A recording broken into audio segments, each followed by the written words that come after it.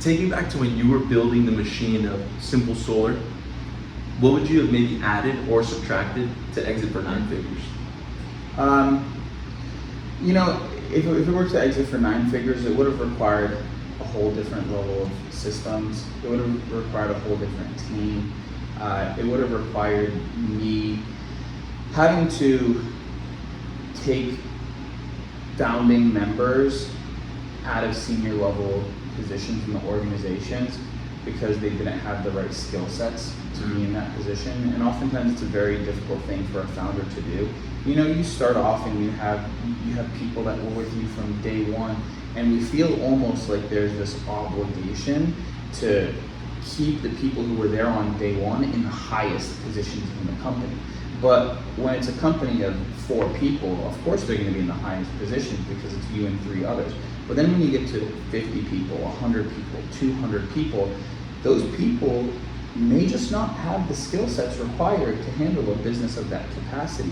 And so oftentimes founders struggle with that emotional disattachment on doing what the business needs to survive, and what they focus on more so is how do we keep these emotional relationships that we have people, how do we keep those alive, right? And so what I would have done differently is I would have brought in a different executive team that was far more skilled than the people that I had with me, but it was a lack of leadership on my side and a lack of awareness to be able to focus on the objective things that the business needed versus the subjective side of how I thought and how I wanted to operate.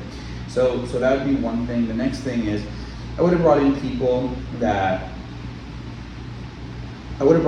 who had a lot more experience in the installation side of the business, and would have probably moved into installation sooner.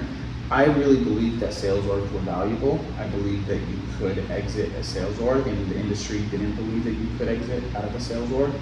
And you know, I just believed so strongly in my beliefs that I wanted to you know, see them come to fruition, right? Like, I don't let other people's beliefs overcome my beliefs, right? Like, my beliefs were stronger. And the person who has the highest belief always wins. And so my beliefs that you could get a sales organization to an acquisition were higher than the industry's beliefs that you couldn't. And so even though I was one person versus hundreds of people who thought otherwise, you know, my beliefs overcame hundreds of other people's beliefs, so my beliefs were just so much stronger. I mean, belief is a very, very big thing. It's the craziest thing in the world, how beliefs work, but your beliefs dictate the framework of every single thing that occurs in your entire life. And so I just had a set of beliefs and I wanted to follow through with it. So you know, I'm very happy that I did what I did. So I don't, you know, if I were to go back, it's not like a thing like, oh, I wish I would have done this or I would have done this. But to exit for 9 figures, then that would have had to be the play. But as a founder, I was somebody who took money out of the business, right? Like, I took cash out of the business because I wanted to secure myself, right? Like, you know, I'm somebody who likes security. I like the idea that I'm working today and I also get to reward myself. So I didn't reinvest every dollar back into the business, right? Like, I invested it back into creating security and confidence for myself by pulling money out, investing into real estate, investing in my own personal development, investing in things that if the whole entire industry went to shit and completely collapsed, that I know that the work that I did for several years, that there was actually something tangible to show for it. You have a business owner, let's say they make $10 million, they invest all of it back in their business. If the business goes under in 3, 4, or 5 years, they have nothing to show for it. When that person could have pulled some money off the table and had $4, 5, $6 million actually sitting there to be a representation of the hard work that they actually did. You know, so I'm a person that likes to create security for myself, and so that was one of the things I did. And a lot of business owners, you know, they say invest everything back in business. You know, you got to do it so that you can save money on taxes. But like, never spend 30 cents. Sorry, excuse me. Never spend $1 to save 30 cents. And a lot of people will put money back in so they can avoid paying taxes. Where I'm just like, I'd rather pay the taxes and then actually just get to have cash to show for it. So it's very different than what a lot of people talk about, but it's a belief that has served me well, and I know that I actually have something that I can show for it. Mm. How are you able to navigate, because I know you mentioned potentially maybe even moving down people that weren't able to handle all of the people and maybe weren't at the right leadership skill set. How are you able to navigate those like tough conversations? Because like there's like a quote, like you got to tame the lion with salespeople. Yeah, I mean, it's tough only if you decide it's tough. I think one of the big things is that like we always think in the worst case scenarios. And the longer that we avoid the conversation that we know we have to have, the bigger the monster gets, right? Like, tell me something that happened in your life where you just avoided the conversation for so long. You maybe put it off for weeks or months, and then you just started to get really scared of having it, and then finally you have it, and then you realize it wasn't as big as what you thought it was. And if you would have just had the conversation when it first came to your mind, you probably wouldn't have given yourself this crazy anxiety over the last several weeks or months or whatever. So I think it's tough only if we decide it's tough. We're oftentimes more scared of the emotional reaction of the other person versus like what's actually needed for the business. And so if we can understand that, hey, they're probably gonna have an emotional reaction, but that's okay, it's a human emotion, it doesn't mean that it's the wrong thing to do.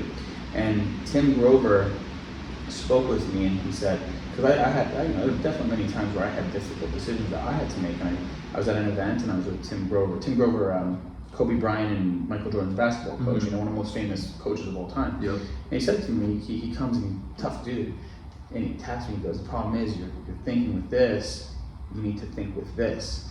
And he then further on goes on to say, a leader never hesitates. So it says, a leader never hesitates. Leader knows what to do, he does it, doesn't hesitate.